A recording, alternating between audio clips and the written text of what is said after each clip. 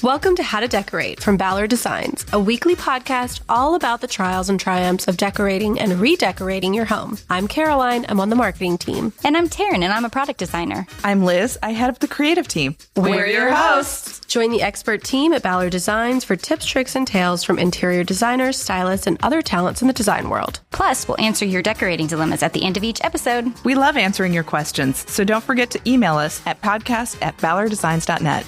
Now, on with the show. Today, we're thrilled to welcome stylist and interior designer Olga Naiman to the podcast. Olga started her career with a bachelor's degree in psychology, spending over 20 years exploring alternative healing and transformation methods, while also maintaining a flourishing design career on the side.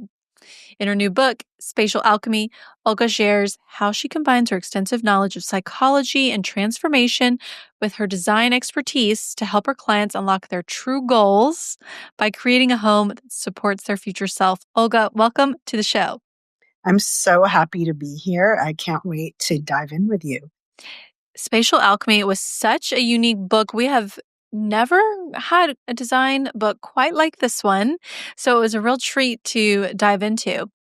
And I have to tell you, what was the hardest part about getting through it for me was that I kept getting to chapters and being like, oh, I need to go fix this drawer.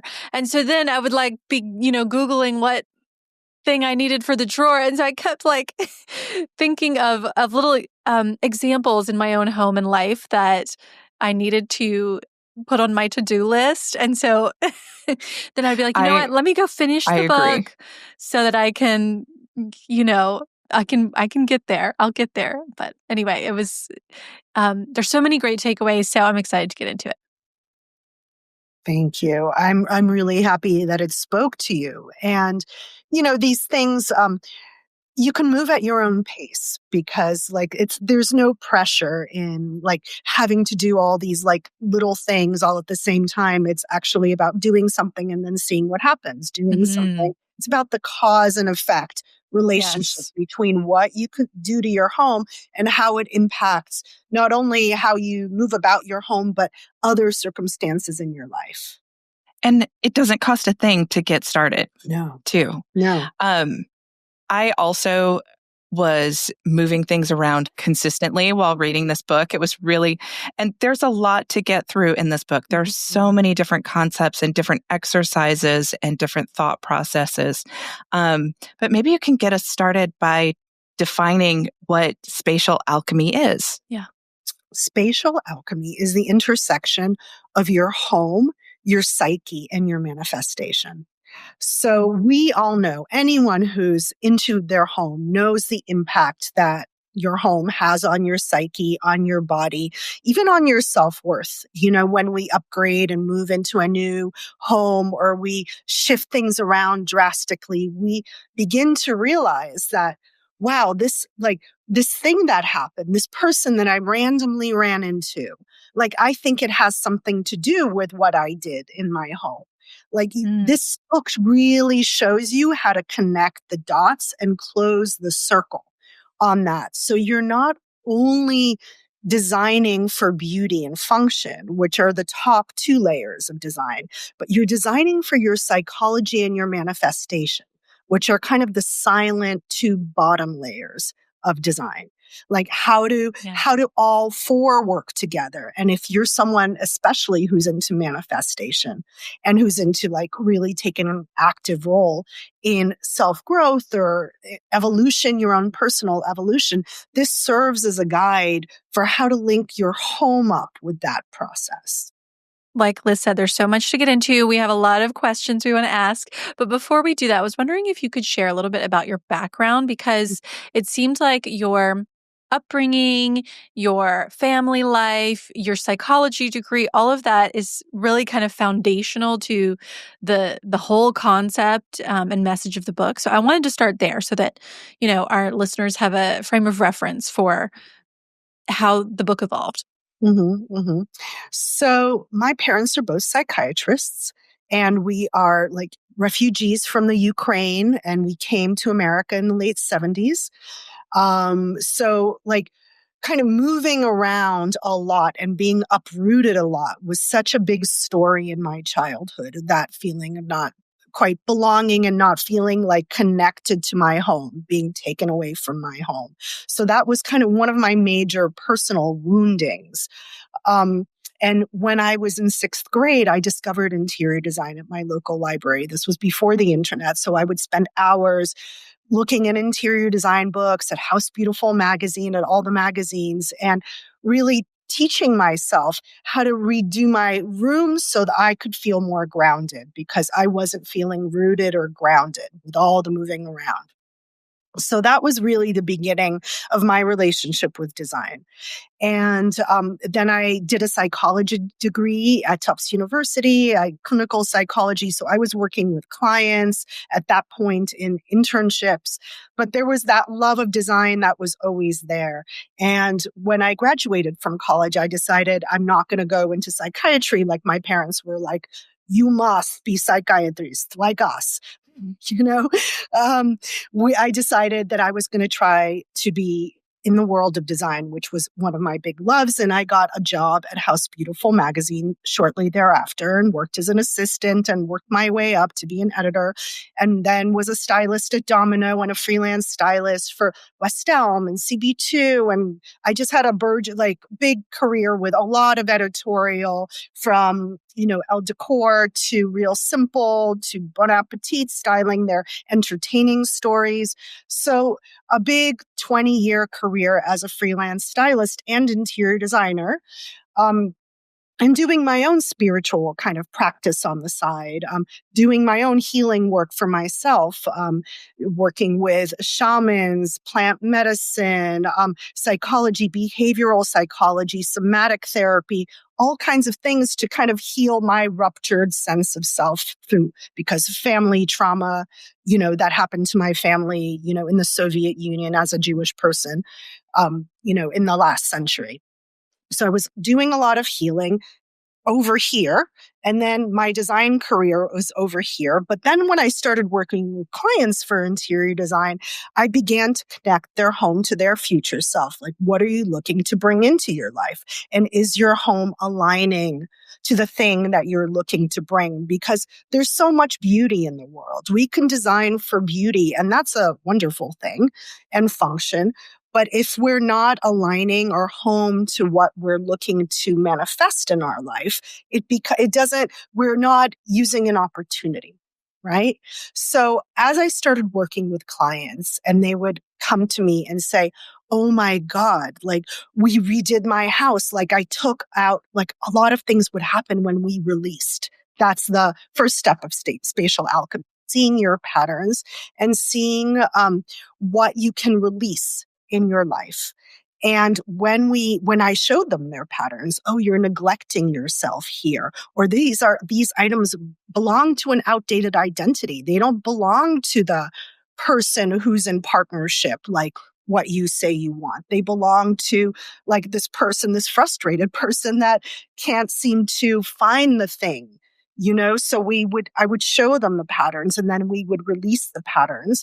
And even just with that alone, seismic shifts would happen in their life. And they would come to me a few weeks later, even a few days later sometimes, like, oh my God, like, I met someone, or like, I'm going on, like, this college person that I was never quite got with called me, or, just these like magical things started happening. And I started putting 2 and 2 together and started working with my own self through my house, and began to, like, systematically realize that what we do in our home has impact in our life. And then creating a system for, like, okay, so how do we create this system? So that's when I really was able to unite the two sides of myself, like the psychological, the spiritual, the kind of self-help side that I did for myself, to the design side that I was doing for clients and in my professional life.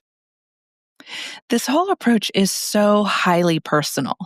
And I think everyone is going to come away with their own take on this process because it is so highly personal. And you touched on the phrase future self, and that is a key to kind of unlocking the first steps of this. Maybe you can describe what you mean by the phrase future self.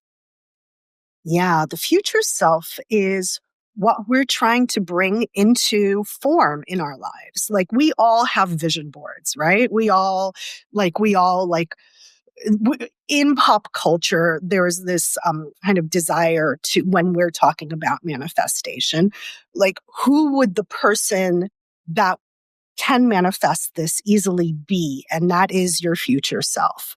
So it's like dress for success, or don't dress for the job you have, dress for the job you want, are examples of this. And we all inherently know this to be true.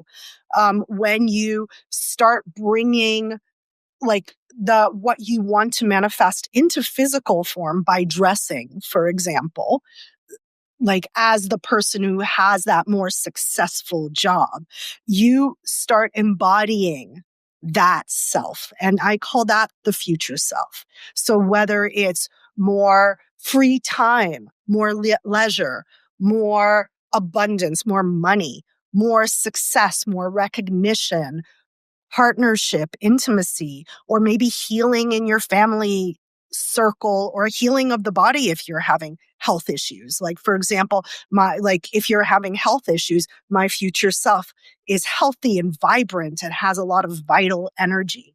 So however you define it, yes, that is a personal thing, but you could use your home to begin to represent and align to what you're wanting to become.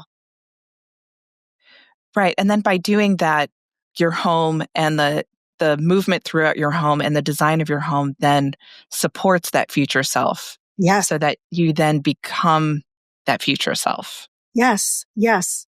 So amazing. I'd love to give you an example of this. Please. So just for people to understand, so for example, if you want more stability in your life, right? You want to start looking where your home feels unstable. Do you have a lot of furniture on little skinny legs? Do you have like rickety vintage like side tables that are kind of like shaky? Like, is your foyer not really set up to ground you when you walk in? Does it feel like you're kind of constantly haphazard and unorganized and like not grounded and rooted? You want to start looking at your home through the eyes of, where am I not supporting stability? And once you begin to recognize those patterns and begin to shift them, then you begin to train your body to experience the stability. And a lot of us in childhood may not have had the most stable childhood. Maybe our parents divorced. Maybe we moved around a lot. Maybe our parents were always struggling financially and we never felt stable or grounded. So you want to start seeing where you're actually reinforcing the patterns that are your biggest laments. I really, really loved this book and loved all of the different exercises that you walk the reader through, because this is a lot to take on. I mean, we are, going through this process. The suggestion is to really unpack your inner psyche. And that's a whole lot. And that's really hard. Mm-hmm. And that's really hard work. So what are some first steps that someone can do to kind of dip their toe into this practice? Yeah. I hear you. Sometimes it's really hard to see our own patterns, but once you train yourself to see them, just like in therapy, once you start seeing your life patterns, as a pattern rather than as random kind of occurrences, you begin to gain more agency over your life. So in a way, I don't even see it as hard. I see it as something that we can get curious about and realize that we're not going to realize all our patterns all at the same time. But once you start with one or two of them, you begin to kind of get the hang of it, and it becomes very natural. And also, when we come into other people's homes, it's very natural for us to see exactly who they are, right? Because we can't see ourselves. Totally. We live in our own blind spots oftentimes. But when we go into, like, say we're starting to date someone new, we walk into their house, we're like, okay, I got this. Like, I see exactly what I'm dealing with. Or a new friend or anyone, really. You can see, like, how much they value themselves, how much they nurture themselves, how they're able to express their creativity. So if you're having a hard time seeing your patterns, and I recommend, like, walking out of your house and coming back into it and seeing it through a stranger's eyes. So who is this person who lives here? What do they value? And are the values aligned with what they're bringing into their lives? And if one is feeling stuck, I recommend just bringing a friend in, because your friend is going to tell you immediately, oh, okay. So I feel like rather than seeing it as hard, see it as fun and, like, interesting, and begin to see how your home is aligning with that which you want to bring into your life, or perhaps aligning with that which you are complaining about a lot, like, I'm not being supported, or I don't feel held. Like, how is your home not allowing you to feel held, if that's what your complaint is in your life? And we all have themes in our lives that we return to over and over, and we complain to our closest people. Like, I wish I felt more fulfilled, or I haven't felt fulfilled in a really long time. And how is your home either creating that sense of fulfillment or disrupting it? Yeah, that's really amazing. And I think it's really great to approach most problems in our lives with curiosity.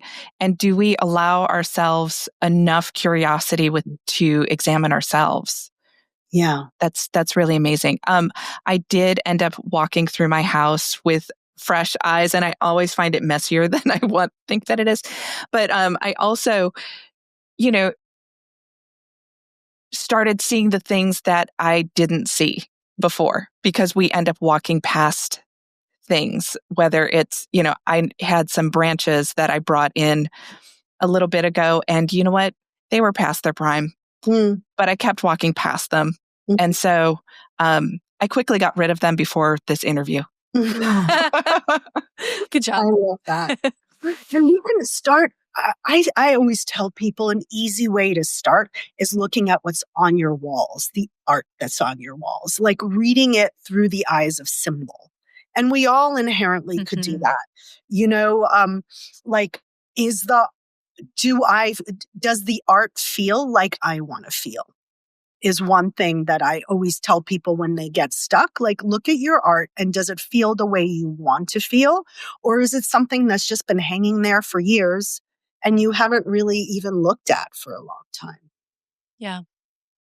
Yeah, you mentioned a great story about a client that had a picture of a goat that was looking kind of sad, and she didn't realize that it was bringing her down. Yeah. This is a client that lives in Nashville, and she had this picture. It was by a well-known artist. It was like this drawing of a goat with, like, a little tag on its ears, like it was about to go to the slaughterhouse. And she had just gotten divorced, and it had been a really rough divorce. And and the goat was, like, literally right by her front door. And so every time, she wasn't noticing it anymore. She'd had the piece for years. And I was like, is this how you want to feel? Like, this is the entry to your home. And she was like, wow, I never looked at it through those eyes. Like it was just this piece of art by this well-known artist that was passed to me by my parents. Like I never recognized that it actually was programming my unconscious mind. And she sold it, made quite a bit of money, and then was able to buy all these other things that did align with what she wanted in her life. Yeah, there's such power in letting something go and then just moving some other things around and you talk about giving things energy as you move them around. Yeah. Because it gives them different focus. Yes. Yes.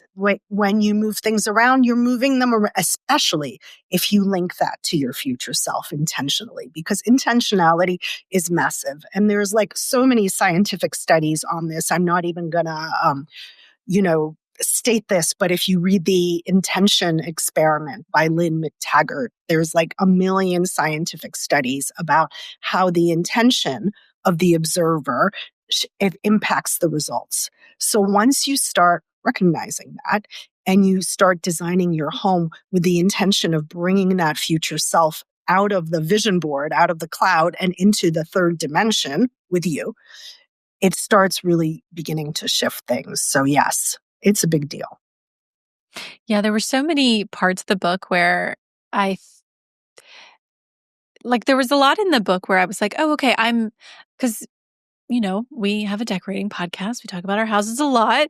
We've listened to it. We've had a lot of excerpts on the show. And so I don't want to speak for you, Liz, but I spent a lot of time thinking about my house. I've put a lot of work into it. So there's a lot that I'm happy with.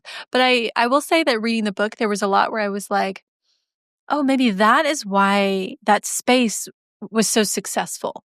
So for example, in my living room, like it has a lightness, it's happy. And as I was sort of reading the book, I was kind of thinking of that room in mind and sort of using your descriptions and your exercises and thinking like, oh, wow, okay, I didn't necessarily do that with the intention of what she was saying, but with a different intention. Pre-kids, I had a lot of like neutrals in my space. And then I started having my daughters and I was like, I need to have more color. Like I need to create this happy, creative space that I want for my kids. And I think it just like doesn't jive to have that with like all whites, Mm-hmm. And so that was sort of the intention that I was setting for my room. But then the palette and everything had there was a part in the book where you talk about stability and fluidity and like it's an active room versus a passive room. So there was a lot that I was like, oh, okay, maybe I was doing this, but not with quite the clarity that you outline. So I probably would have made a lot less mistakes along the way had I had your book to start with. But I also loved what you were talking about with your sort of like setting time aside, your time scarcity mindset, where you would put like calendar invites on your calendar to go tackle things. Can you tell our listeners about that? Because I really, just loved that and felt like, okay, like this is something I'm really I could see using in so many ways. So many of us scared, shifting from scarcity into abundance is a big theme of the book. And we have, oftentimes we have financial scarcity and like time scarcity is another one that's so common to us, especially here, like in the US. When we're trying to juggle so many things, we always say, oh my God, I know I have to tackle this, like reorganize this cabinet or do this thing, but I don't have the time. So we kind of let it slide for months and months and sometimes years. But a lot of these things are solved in 20 minutes. A lot of our like design issues are solved in 20 minutes. So even if like twice a week for 20 minutes, if you just wake up 20 minutes early and set an alarm for yourself to do the thing, to like it's like you could reorganize one drawer at a time, or it's like to go through your papers or to do like little design things to like restyle your bookshelf, just to move things around. Oftentimes it doesn't take more than 20 minutes, but then the key thing is you get such a dopamine rush. Your brain gets such a dopamine rush after you've done it because you walk by that area or you open that drawer or you open that closet, and like that 20 minutes, like twice a week, 40 minutes, like equals so much self-pride that it gets a cycle going because you want to start doing that more because you want to feel the dopamine. You know, it's just something that happens to our brains. So it's a small, quick way to shift out of the scarcity, I don't have time, into abundance. Like actually can make time. And then when I make time, like I feel this way.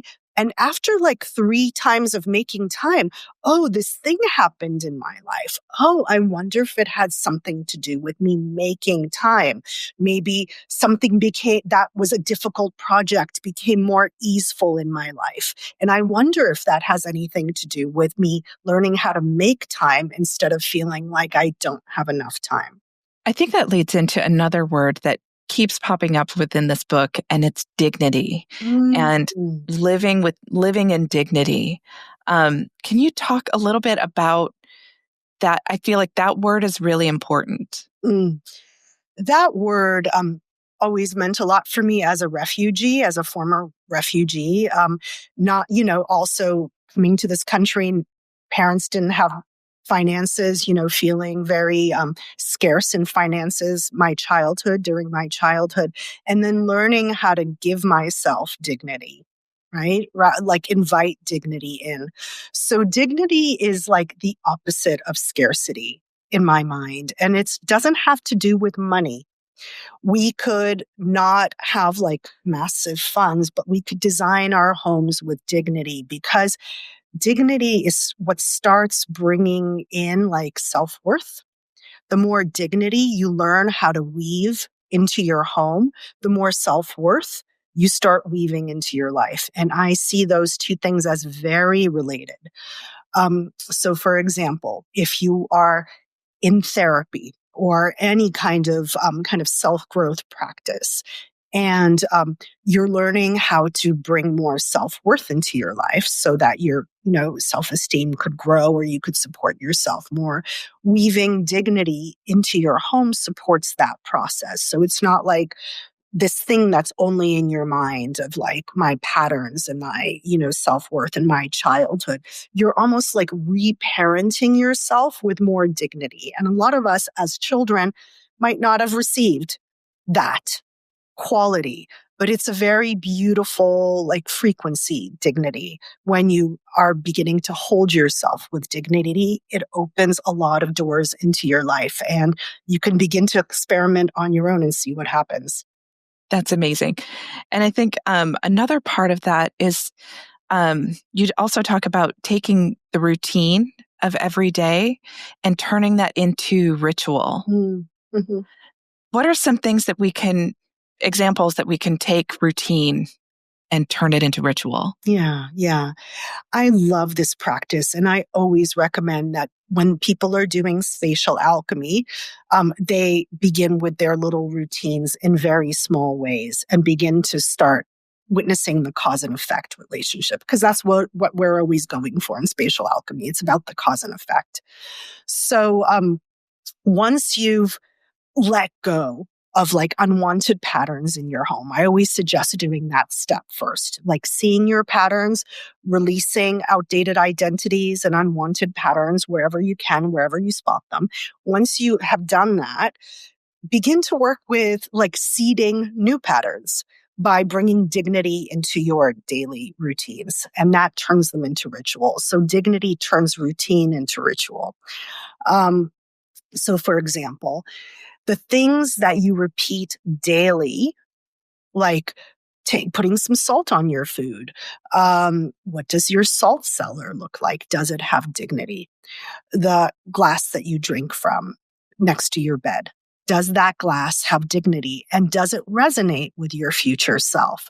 For example, there are many kinds of glasses we could drink from. Is it like a colorful, funky little playful glass? If we want more playfulness in our lives, if our lives feel too serious and too much grunt work, and we want to add some energy of play, bring in like a glass that has like a quirky shape or a quirky color, like a colored glass where the light comes through it and it like beams. If you want more stability in your life, like start really working with that glass. Is it more like earthenware? Does it have a heft to it? These little choices are what turns routine into ritual. So it's not like, yes, it's about dignity and like designing it very intentionally, but what are you actually wanting to invite into your life? What quality? Is it playfulness? Is it stability? Is it structure? Like some people like me, ADD, a little ADD, I'm like constantly working with how do I bring more structure into my life? So maybe my glass is more like precise and there's a precision and maybe there's like a square handle to the glass rather than a rounded handle. Like you can begin to have fun and start thinking, okay, what kind of glass do I want to drink from? Like your bathroom rituals. Like, do you have like beautiful pumps for your dishwashing soap? What does your sponge look like? We could all, like, most of us can afford to buy the best sponge that money can buy, right? It'll be like $15, $20, or like the most beautiful and exquisite tea towel, $35, and just begin to, and the tea towel could begin to, like, what kind of stitching does it have? Does that stitching relate? Is it like this fecund floral pattern if you want to get more into your like sensuality, or is it a geometric pattern if you want more structure into your life? So you want to start really thinking about the choices that you're making. And that's where the intentionality comes in tiny little ways. And then you're using the tea towel many times a day and your body is like, oh, wow. And it's really feeling the difference, especially when it's the glass and the salt cellar and the sponge and the tea towel and the shampoo pump and the little things. So start tracking what you touch more than once a day, your daily routines, and seeing where you can up-level them and seeing where the objects associated with those routines like bring in the future self that you're wanting to bring in. I love that. And, cups and saucers and plates are just a little easy way to kind of make that shift. I know that was one of my pandemic takeaways. I now drink champagne from teacups. From my favorite teacups. I love that. I love that. Yeah, I feel like that idea of like, little things in your world matter. Just and why save it for a special occasion? Like, you're a special occasion. Exactly. Yeah, you're worth splurging on having a nice like pepper mill or salt cellar, whatever. Exactly. Like, and the thing about some of those things is they have such a long lifespan. You know what I mean? Like, I think so many people probably have lots of kitchen items that maybe they got for their very first kitchen. And, you didn't buy the best, but it lasts a long time. So if you do buy something and you upgrade it, like it'll have a lot of impact because you'll have it for a long time. I wanted to revisit the symbols a little bit because I loved that chapter of the book. And, just especially the idea of picking symbols that are really like meaningful to you. Can you, kind of touch on that a little bit more and I guess sort of where you feel like it makes the most sense to incorporate the symbols? Like, you kind of talked about art a little bit, but maybe other items in the home where it is a little bit more, easy to incorporate. So, symbols are the way that our unconscious minds speak to us. And anyone who's ever done dream analysis or tracked their own dreams understand that. They're themes that happen in our life. And these are like kind of archetypal universal themes. For example, like a parachute is a universal theme. Whatever culture it is around the world, a parachute kind of means the same thing. Same with the difference between a snake, the symbol of a snake, the symbol of an eagle, right? Those are two different things. One is like on the ground and moving in a specific way, has a very similar kind of symbolic reference in many cultures around the world, whereas an eagle or a bird has a other kind of symbolic reference. And I don't even need to tell you what that is. We all know what that is. So these are universal principles that transcend kind of culture. Yes, there are some cultural symbols, like, in the US, we have our own cultural references, but many times there are symbols like a ship, that a ship on water, like something that you have on your wall. What's the sea? Is the sea calm or is the sea rocky? Is it like a stormy sky? And are you always looking at a painting, beautiful painting, but of a ship in a stormy sky? And then start thinking, wait, how has my life been feeling? Does it feel like I'm always on these rough waters bouncing up and down? So these are kind of the symbols that you're feeding your own unconscious mind. Universal symbols. So yes, you can start looking at your art symbolically. I mean, that's fairly easy. Like, I'm looking at the little drawbridge that you have behind you, Caroline, like going onto the lake right behind you. And a lake is a very different symbol than a river, right? There's a placidity to a lake, whereas a river is always moving. So you start looking in your mind at the symbols that hang on your walls, but also symbols are in sculptures, symbols are in fabrics and textiles, anything that's figurative, basically, in your home has a symbolic weight to it.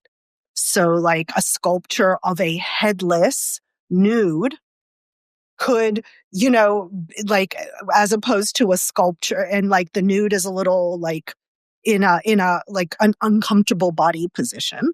That's a very specific kind of symbol that you're giving yourself.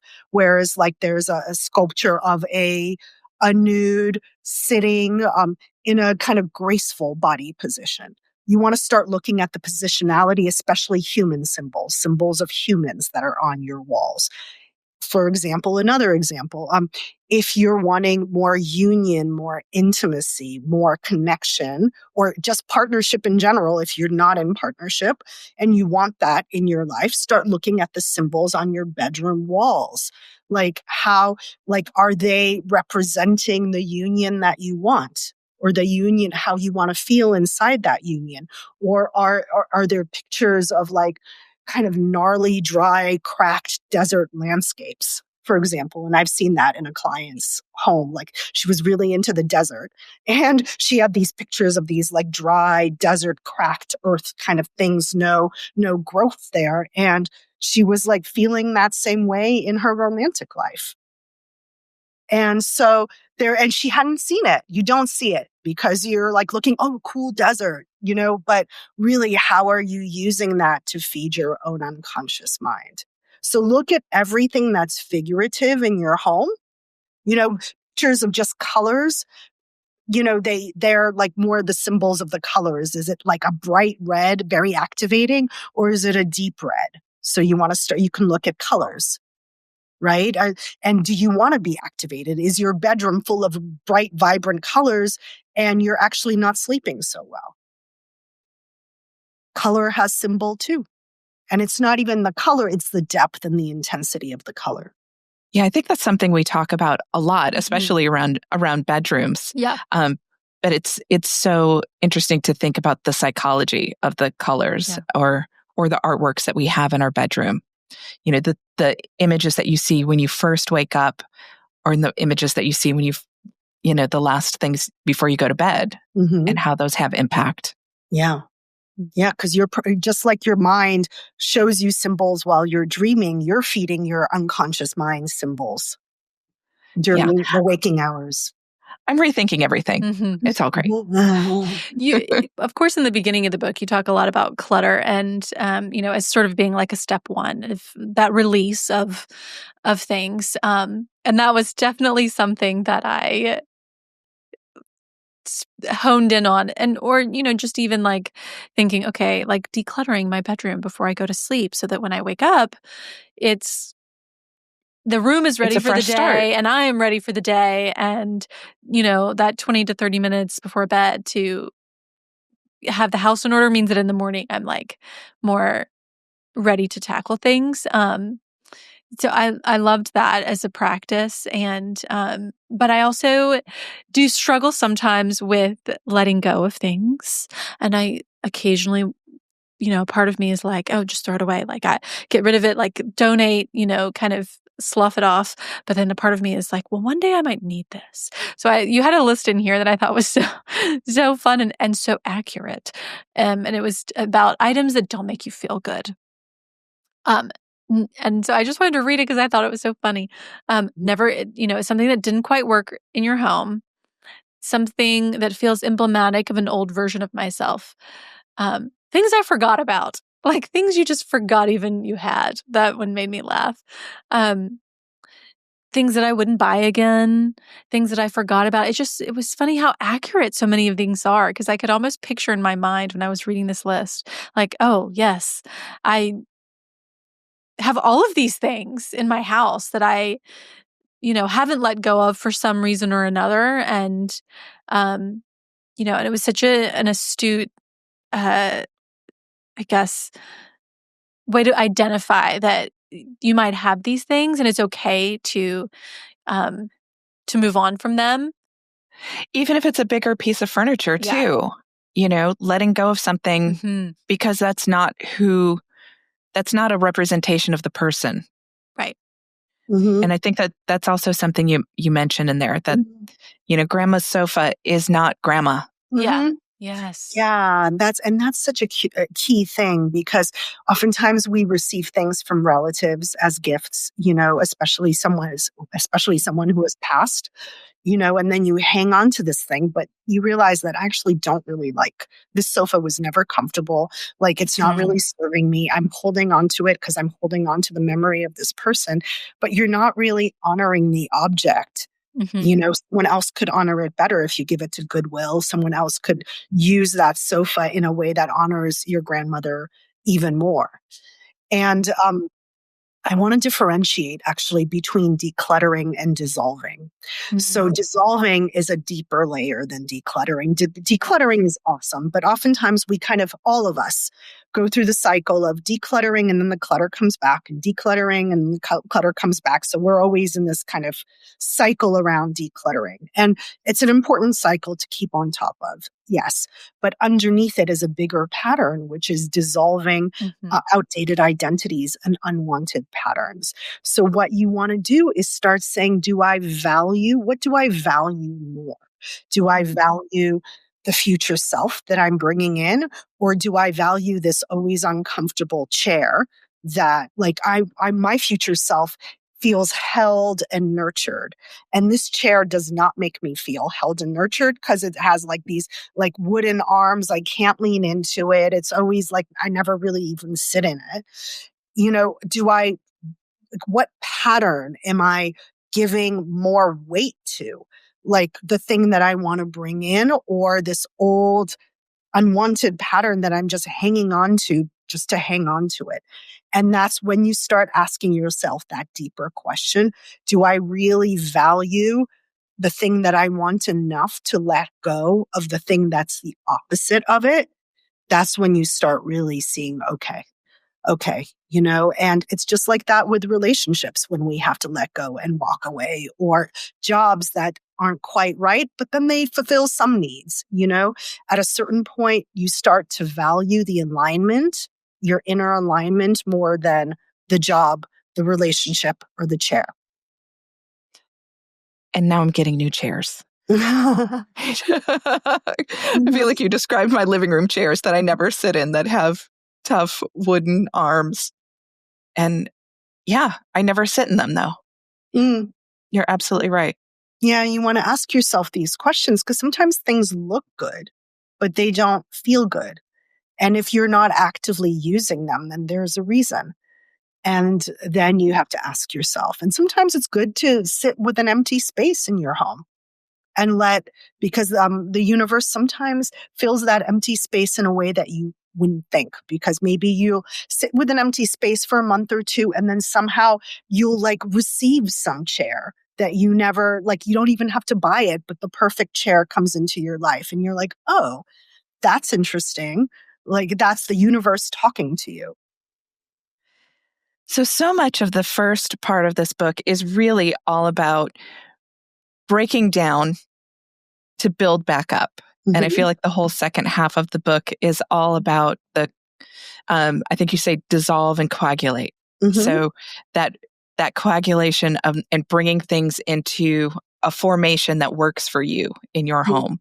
One of the things that I found very interesting is recognizing doorways as frames to lead you into the next space.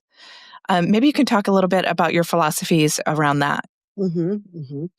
Well, doorways frame focal points, right? What you see through a doorway is literally a physical frame that frames what you see through that doorway.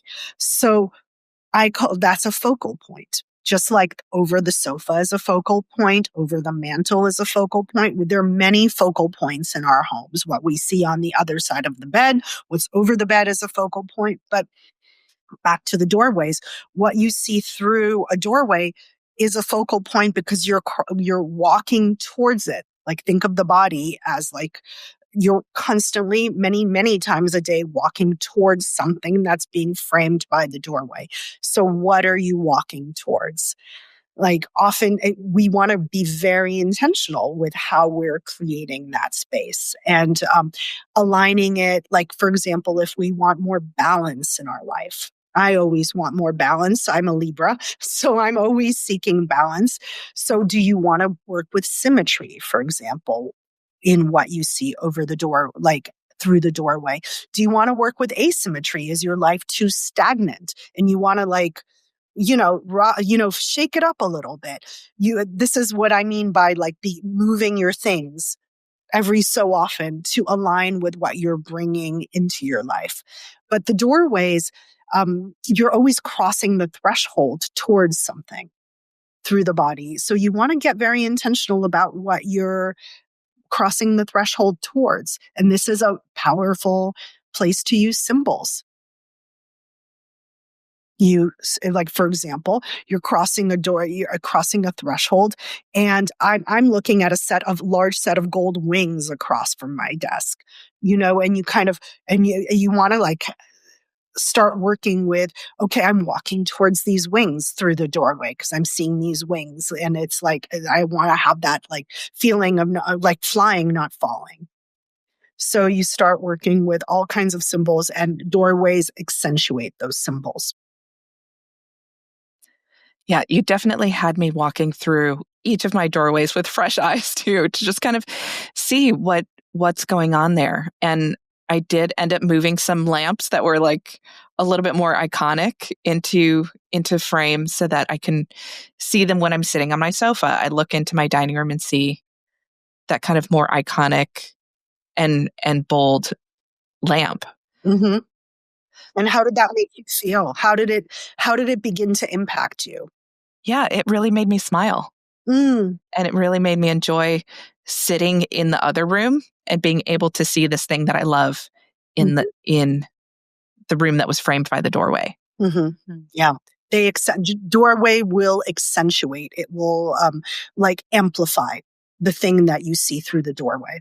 I was also thinking about my front door itself, which has gone through many colors and iterations. Yes, it has. My front area, for example, gets very messy quickly. Like two young kids and their bikes and their shoes and, all the things. So I definitely was thinking a lot about like the, I guess, tension that I can feel coming home and passing through all of that stuff to get to my front door.